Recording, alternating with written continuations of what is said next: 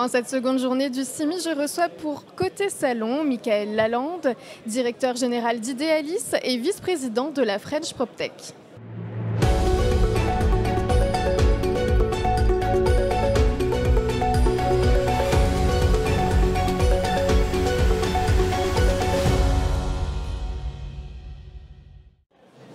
Bonjour Michael. Bonjour Christelle. Idealis a équipé les résidents de la nouvelle tour Elitis Arsenal à Dijon, qui a d'ailleurs été inaugurée en octobre dernier.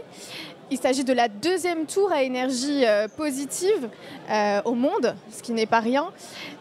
Donc tout d'abord, en quoi l'application d'Aladin, réalisée par Idealis sur la base du savoir-faire de l'ingénierie d'Elitis, va-t-elle aider ce bâtiment à générer plus d'énergie qu'elle n'en consomme ? Alors, c'est une bonne question. En fait, l'application va permettre de mieux piloter et de suivre ses consommations énergétiques. Et au travers de conseils, d'un coaching énergétique complet, va permettre de diminuer les consommations du logement. Donc la tour en elle-même permet de produire, donc d'avoir une capacité de production supérieure à ce qui est demandé. Et au travers de l'application, on vient optimiser ses consommations.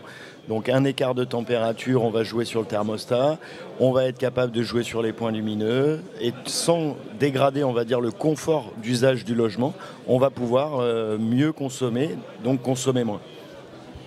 Et une telle application peut-elle, selon vous, être l'avenir des bâtiments ? Y a-t-il des freins ou des difficultés à prendre en compte ?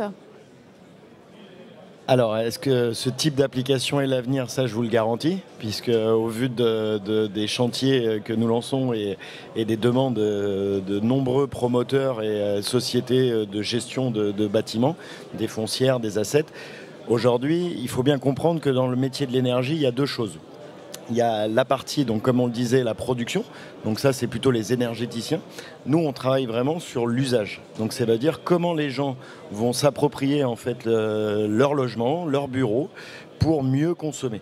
Donc c'est améliorer la prise en considération de leurs consos, de comment ils vont les gérer au quotidien, avoir une visualisation simple, efficace, puisqu'on s'adresse à des gens qui ne sont pas ingénieurs, et on le fait surtout d'un point de vue ce qu'on appelle multifluide.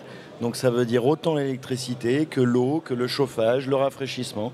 Et ça, c'est vraiment le type d'application qui va se développer dans tous les nouveaux immeubles.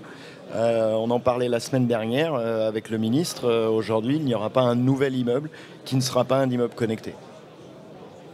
Et de manière plus générale, sur le sujet des PropTech, pensez-vous que l'année 2024 serait une année favorable ?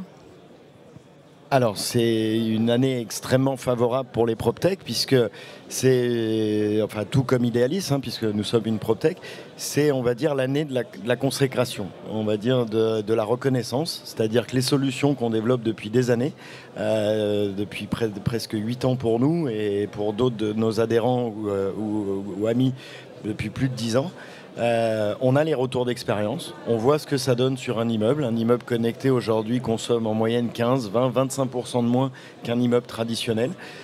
Donc ça, c'est au niveau de la consommation énergétique, mais également dans les usages, puisque aujourd'hui, l'immobilier est multidestination. On a autant dans le même immeuble du bureau, du coworking, du locatif, de la primo accession, on a du logement libre traditionnel. Et les PropTech permettent d'améliorer toute la chaîne de valeur, vraiment de la conception, les architectes, les bureaux d'études, jusqu'à la commercialisation, en passant par les syndics, les promoteurs, les réseaux, tout.